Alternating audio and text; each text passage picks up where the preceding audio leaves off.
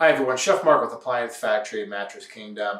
I'm getting ready to make some beef bourguignon, and I printed up Julia Child's recipe, which is kind of a famous recipe. But as I'm looking through it, I see that it's very worded, and quite frankly, it's pretty complicated. I've been cooking for almost 30 years, and going through this recipe, I find that there's a lot to go over. And I've realized that, really good cooking doesn't depend on great recipes. It really depends on great use of technique. So I'm going to do something a little bit different today. I'm going to show you guys how to take a recipe and break it down and make it your own.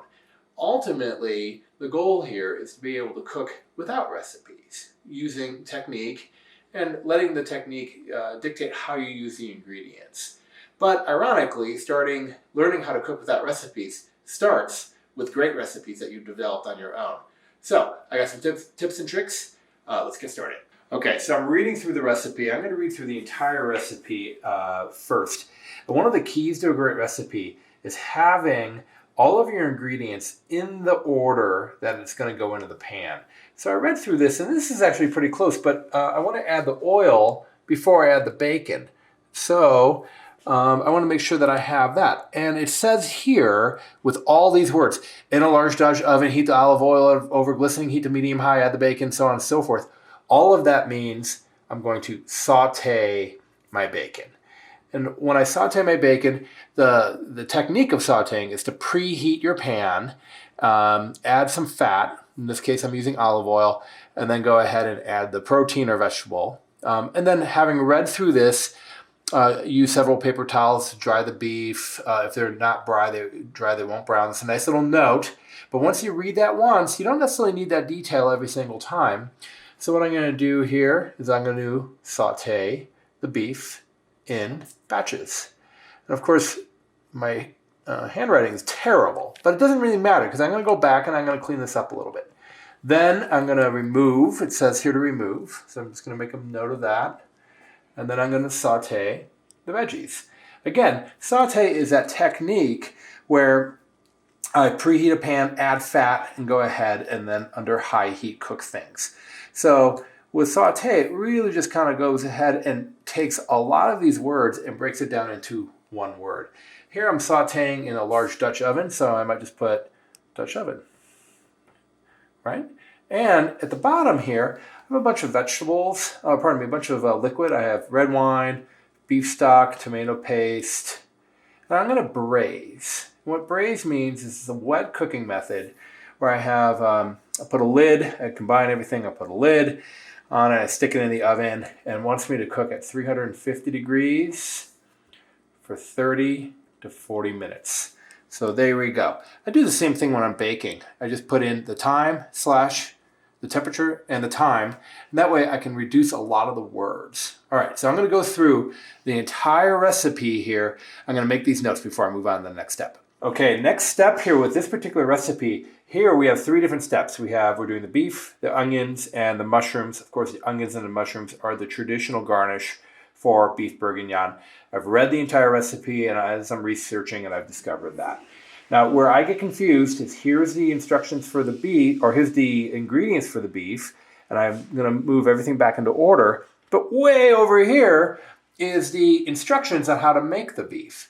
So my next step is to go through and bracket all of my food. So here we go. I'm going to saute the bacon. I'm going to saute the beef. I'm going to bracket that off, and I'm going to move the instructions, my simplified instructions, underneath the beef. I'm going to move my simplified instructions for the onions, which are here under there, and same thing with the mushrooms. So I don't have to bounce it back and forth. We've all assembled IKEA furniture, and it's very confusing. And sometimes recipes that are written like an assembly can be confusing as well. So I'm going to just condense this. All right. So let me go ahead and work on that, and then we'll do the next step. Okay. So after working on this recipe, and making it a couple times and really being confident that I don't have to read all of the detail, I'm going to break this down into kind of a simple format here. Recipes when I've been writing recipes for restaurants. Here I have my bacon and my oil, and here in a Dutch oven, I'm going to saute bacon, and then I'm going to remove from pan. So this is step 1 of ingredients, and this is step 1 of technique. Here we go. Now I'm going to add the beef, and it says saute in batches. Remember, saute is high heat, and I know to use the same Dutch oven, right? Because I've read that, and after practicing once or twice, I don't need the details. But if I do, I can actually put in here, in Dutch oven, just a reminder, right? And then here's the next group of ingredients number 3. Carrots and onions, S&P, salt and pepper to taste. In the original recipe, it actually had measurements for salt and pepper. But of course, we like to do salt and pepper to taste because some of us prefer more salt than others. So I'm adding the veg in browning and then salt and pepper. So I don't have it in the notes here, but I know to add it, right? And then here we go. I'm adding the meat back to the pot. I'm adding the flour to make a roux. And of course, the flour is going to absorb the fat, making a thickening agent, which is known as roux.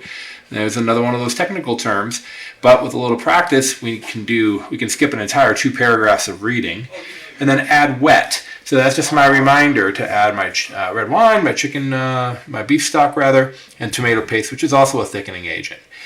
And here we go. Add aromatics, which are my garlic, thyme, and bay leaves. I'm going to braise that 325 degrees for 30 to 40 minutes, and then I'm going to do the same thing with the onions and the mushrooms. Here are the ingredients, and here are the technique. Here are the ingredients, and here are the technique. For me, this is much easier than bouncing back and forth between the paragraphs. Once I get a hang of this, I can even break this down to an even, for me, easier way to read. I'm going to show that to you next. So here's my original recipe, 3 pages, lots of paragraphs. And after some practice, I've broken it down to 1 page. And I've gone a little farther here where I've gone steps 1 through 5, and then here they are. And I've actually just made 2 columns. So then I reduce bouncing back and forth. Again, we have all the technical terms here, and we want to have all the ingredients in order. So at the very least, we can see here, I have to reverse these. A little typo there, but no problem. That's easy enough to fix. Add my oil and bacon, saute that, remove from the pan. Add my beef, which is large diced. I'm going to saute that in batches, which means to remove from the same pan. I'm going to add my mirepoix. I'm going to season that. Add my flour to make a roux and my liquid. And then I'm going to braise that for 325 degrees for 30 to 40 minutes. The little typo there. And I'm constantly just making changes.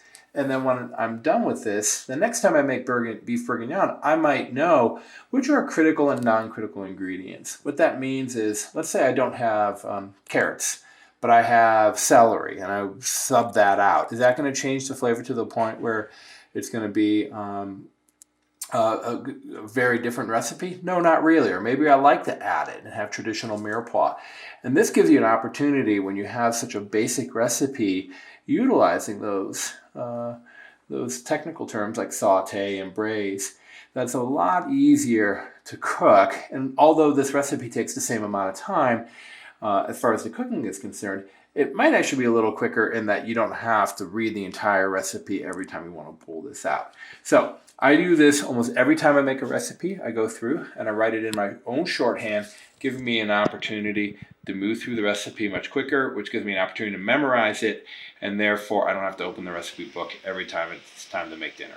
Beef bourguignon is one of those French classics that looks really intimidating, but with a few tips and tricks and taking the time to break down the menu, read the entire thing, and comprehend it fully before you start, be amazed at how much easier this is. If you're going back and forth between your recipe book and the next step, you might miss a step.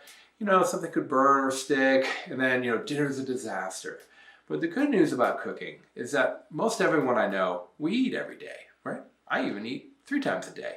It gives me plenty of practice to cook and to experiment on friends and family and loved ones. So if you try the recipe and you're not happy with it, make some changes, make some notes on what you would do differently, what went well, what didn't go well. Be critical, not overly critical, but give yourself some constructive criticism at the end of your cooking, and I think you're going to find that your recipes are going to come up much easier. This is Chef Mark with Appliance Factory. Make sure you like and subscribe to our YouTube channel, and thanks for tuning in.